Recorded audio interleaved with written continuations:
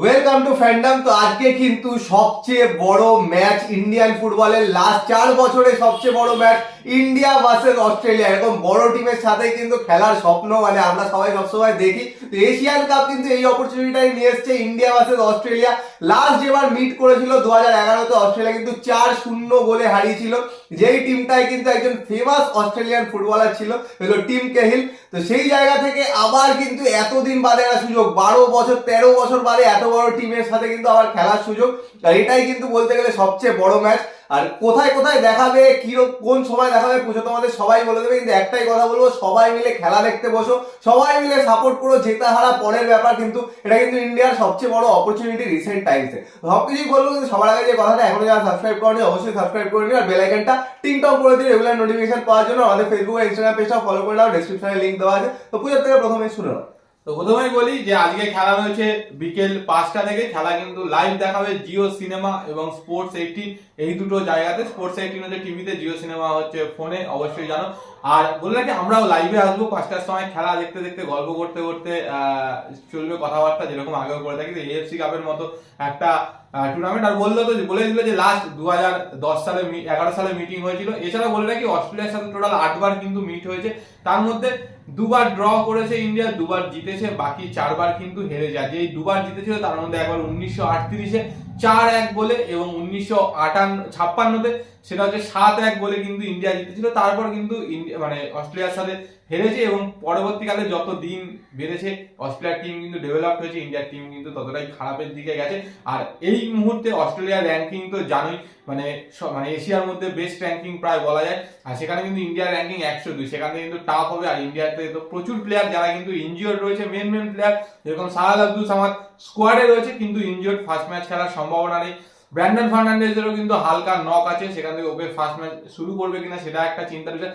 সবচেয়ে বড় কথা, আনোয়ার আলীকে কিন্তু মিস করছে, এবং জেকসন সিং, এই দুজনকে কিন্তু মিস করবেই অবশ্যই ন্যাশনাল টিম।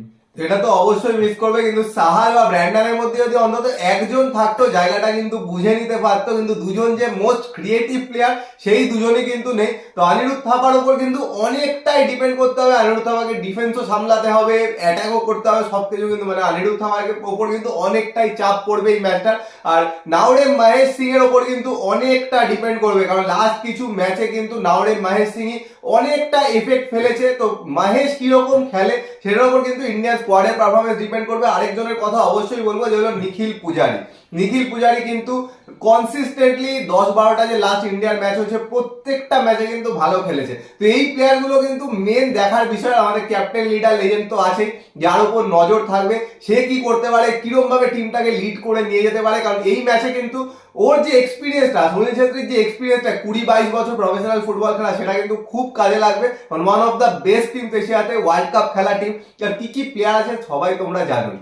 আর বলে রাখি এই টিমে তো প্রচুর বড় বড় প্লেয়ার রয়েছে, মানে ইংলিশ প্রিমিয়ার লিগ খেলে, চ্যাম্পিয়নশিপে খেলে এরকম প্লেয়ার রয়েছে, জে লিগে খেলে এরকম প্লেয়ার রয়েছে।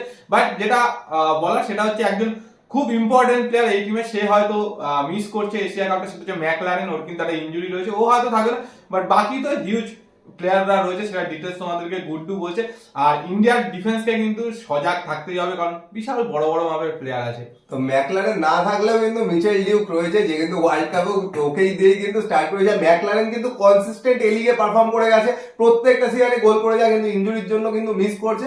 তবুও মিচেল ডিউকও কিন্তু যথেষ্ট ভালো লেভেলের প্লেয়ার। এই মুহূর্তে কিন্তু জাপানের সেকেন্ড ডিভিশনে খেলে। তাছাড়াও বিশাল প্লেয়ার আছে। আর একজনকে তো সবাই চেনো, ম্যাট রায়ান, গোলকিপার। ওদের এক্সপিরিয়েন্স, একজন গোলকিপার, প্রিমিয়ার লিগে অনেক এক্সপিরিয়েন্স আছে। এখন ছোটখাটো লিগে গেছে, কিন্তু একসময় কিন্তু প্রিমিয়ার লিগে প্রচুর এক্সপিরিয়েন্স আছে। এরকম কিন্তু প্রচুর প্লেয়ার আছে ওদের। জ্যাকসন আরভিন, যে কিন্তু ওদের ক্যাপ্টেন, তো তার দিকেও কিন্তু নজর রাখতে হবে। মিডফিল্ডে খেলবে জ্যাকসন আরভিন, এই মুহূর্তে কিন্তু বুন্ডেসলিগার সেকেন্ড ডিভিশনে খেলছে। এরকম কিন্তু প্রচুর প্লেয়ার আছে, মানে একটুও জায়গা ছাড়লে হবে না। এই ম্যাচটা স্কিল দিয়ে জেতা সম্ভব নয়, একমাত্র কিন্তু ডিটারমিনেশন দিয়ে জেতা সম্ভব, যেটা কিন্তু ইন্ডিয়ান ফুটবল টিম প্রচুর বার দেখিয়েছে। হয়তো লাস্টে গিয়ে খেই হারিয়ে ফেলে একটুর জন্য বেরিয়ে গেছে, এরকম আগের বার হয়েছিল। কিন্তু এইবার কিন্তু যদি ফুল ডিটারমিনেশন দিয়ে খেলে, আশা করাই যায় যে অস্ট্রেলিয়ার সাথে একটা ভালো রেজাল্ট করে কিন্তু বেরোতেই পারে। তো ভালো রেজাল্ট বলতে আমরা যারা ভারতীয় সমর্থক তাদের কাছে একটাই আশা, যেন যে কোনো ভাবে ড্র যেন করে দিতে পারে, এটাই জেতার হয়তো আশা কেউই করবে না। জিতে গেলে তো সেটা বিশাল বড় একটা পাওনা, কিন্তু যাতে যেন তেন প্রোগ্রামে ড্র করতে পারে এটাই হচ্ছে আশা, মানে আশায় বুক বাঁধবো সবাই। বাট যেখান থেকে গেলে সেটা তার জন্য কিন্তু ডিফেন্সকে সজাগ থাকতে হবে। আনোয়ার আলী না থাকাটা একটা বিশাল বড় ডিসঅ্যাডভান্টেজ। সেই জায়গায় সন্দেশ ঝিঙ্গান তো থাকছে, সন্দেশ ঝিঙ্গানের সাথে কাকে নামাবে, প্রীতম কোটাল নাকি রাহুল ভেকে?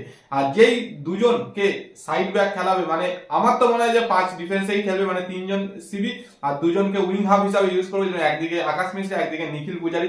তো এই দুজনকে কিন্তু প্রচুর দায়িত্ব নিতে হবে। আর ওপরে দুজন মোস্ট প্রবাবলি একদিকে ছানতে একদিকে মাহেশকে দিয়ে হয়তো শুরু করবে। বাট মাঝ মাঠে অনিরুদ্ধ থাপা, আপুইয়া আর সুরেশ সিং ওয়াংচাম, এদের মধ্যে যাকেই খেলায়, যেই দুজনেরই কম্বিনেশন করুক, তাদেরকে কিন্তু বাড়তি দায়িত্ব নিতে হবে। মানে যে কোনোই হোক অ্যাটাক করতে দেওয়া যাবে না, মাঝ মাঠ নিজেদের দখলে রাখতেই হবে। তো মিডফিল্ডটা কিরম সাজায় সেটার উপর কিন্তু অনেকটাই ডিপেন্ড করবে, কারণ মিডফিল্ডে অনিরুদ্ধ থাপার উপর যেটা বললাম অনেকটা প্রেশার পড়বে, কারণ ক্রিয়েটিভ প্লেয়াররা কিন্তু নেই। তো সেই জায়গা থেকে ওকে সেই প্রেশারটা নিতে হবে। আর এটাই কিন্তু মানে মেন পরীক্ষা থাপার, যে এই ম্যাচটায় কেমন পারফর্ম করতে পারে, কারণ একদম মিডফিল্ড থেকে লিডারের কাজ করতে হবে। আর তার সাথে সুরেশ সিং ওয়াংজান থাকুক বা অন্য কেউ থাকুক, তাকেও কিরম ভাবে মানে খেলাচ্ছে সেটাও কিন্তু বিষয়। মিডফিল্ডটা খুব চাপের বিষয়, কারণ মিডফিল্ডে যদি জায়গা দেওয়া হয়, অস্ট্রেলিয়ার যা মিডফিল্ড আছে, তাদের যা এক্সপিরিয়েন্স আছে অ্যারাউন্ড দ্য ওয়ার্ল্ড খেলা, তারা কিন্তু পুরো একদম ছিঁড়ে বেরিয়ে যাবে সবকিছু। তো এই জায়গায় একদম মিডফিল্ড থেকেই কিন্তু প্লেয়ারদের আটকাতে হবে, পুরোপুরি ডিফেন্সিভ খেললে চলবে না। কিন্তু একটা জিনিস আমরা দেখেছি যে এই ইন্ডিয়ান টিম ডিফেন্সিভ খেলতে খেলতে কিন্তু হঠাৎ করে একটা পেস নিয়ে কিন্তু কাউন্টার অ্যাটাক করে যায়। তো সেইগুলো কিন্তু করতে হবে, কারণ অনেক কিন্তু প্লেয়ার আছে যাদের কিন্তু খুব ভালো পেস, যেমন নাওরে মহেশ সিং, লালিনজুয়ালা, ছাংতে, এরা কিন্তু পেস ভালো। আর সাইড ব্যাকে যারা খেলছে নিখিল পূজারি, আকাশ মিশ্রা, এদেরও কিন্তু খুব ভালো পেস আছে। কিন্তু নিজেদের মধ্যে আন্ডারস্ট্যান্ডিং করে কিন্তু খেলতে হবে। একা দৌড়ে গেলে কিন্তু কঠিন আছে, কারণ যথেষ্ট লম্বা লম্বা বড় বড় প্লেয়ার কিন্তু এগেনস্ট টিম। আর আরেকজনকে তো দায়িত্ব নিতেই হবে, মানে পুরো ওয়াল হয়ে দাঁড়িয়ে যেতে হবে, যেটা সে একটা ম্যাচে দেখিয়েছিল কাতারের সাথে। সেই গুরপ্রীত সিং সান্ধুকেও কিন্তু সেই দায়িত্বটা নিতে হবে। যদি ও ভগবান ওর মধ্যে ভর করে দেয়, সেই লেভেলের খেলা খেলে দিতে পারে, একাই সব বাঁচিয়ে দিচ্ছে, তাহলে তো একটা বিশাল বড় ব্যাপার হতে পারে। আর যদি মানে অস্ট্রেলিয়ার সাথে যেটা আবার ড্র করতে পারলে বিশাল বড় অ্যাচিভমেন্ট এই ইন্ডিয়ান ন্যাশনাল টিমের। আর অবশ্যই এই টিমটা মোটিভেটেড, অনেক মোটিভেটেড। সুনীল ছেত্রী তো রয়েছেই, আর ওর কিন্তু বলা যায় যে বড় মানে জায়গায় বা এশিয়ান কাপ, কিন্তু এটাই last Asian cup Sunil Chhetri, সেখান থেকে ও কিন্তু চাইবেই যে কোনো একটা পজিটিভ রেজাল্টের জন্য। তো সেখান থেকে কিন্তু টিমটা যতটা মোটিভেটেড থাকবে, যতটা নিজেদের মধ্যে সংঘবদ্ধ থাকবে, তত ভালো পারফর্ম করতে পারবে। আমি একটাই কথা বলবো যে প্রথম ম্যাচটা যদি হেরেও যায়, কম ব্যবধানে যেন হারে, মানে 1-0 2-0, ভালো খেলে যেন হারে। যদি হেরেও যায় ভালো খেলে যেন হারে, কারণ আমরা এক্সপেক্ট করতে পারি না যে অস্ট্রেলিয়া যারা এতদিন ধরে ডেভেলপ করে আছে, ওয়ার্ল্ড কাপ খেলছে, তাদের এগেন্সে একদম এসেই মানে উড়িয়ে দেবে। এটা এক্সপেক্ট করা ভুল। যদি হয়ে যায় সেটা তো আলাদা ব্যাপার, মানে আনএক্সপেক্টেড কিছুই না ফুটবলে। কিন্তু যদি হারেও 1-0 বা 2-0 যদি হারেও, যেন সেই তাগিদটা দেখাতে পারে। প্রথম ম্যাচে কিন্তু কনফিডেন্সটা খুব দরকার, কারণ আগের বার যখন খেলেছিল প্রথম ম্যাচটা কিন্তু কেউ ভাবতেই পারেনি ওরকম খেলে দেবে। সেই রকমই কিন্তু একটা খেলা অবশ্যই ফার্স্ট ম্যাচটা দরকার। যদি সেই মোমেন্টামটা নিয়ে বাকি দুটো ম্যাচে যেতে পারে, আমি কিন্তু বলবো বাকি দুটো ম্যাচ জেতা কিন্তু সম্ভব। এমন না যে হারানো একদম অসম্ভব বাকি দুটো টিমকে।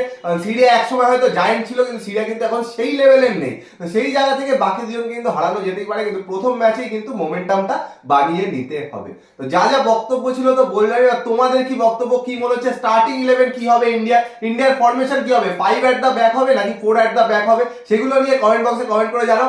অস্ট্রেলিয়ার কোন প্লেয়ারের দিকে নজর রাখছো, কারণ সবাই ইন্টারন্যাশনাল ফুটবল ফলো করো, অস্ট্রেলিয়ার প্লেয়ার পুরো ইউরোপে ছড়াছড়ি। তো সেই দিক থেকে কোন প্লেয়ারের দিকে নজর রাখছো সেটাও কিন্তু কমেন্ট বক্সে কমেন্ট করে জানিও। আর ভিডিওটা পছন্দ হলে লাইক করে দিও, শেয়ার করে দিও, চ্যানেলটা কিন্তু অবশ্যই সাবস্ক্রাইব করে দিও, আর বেল আইকনটা টিং টং করে দাও রেগুলার নোটিফিকেশন পাওয়ার জন্য। চলো এখনের জন্য টাটা।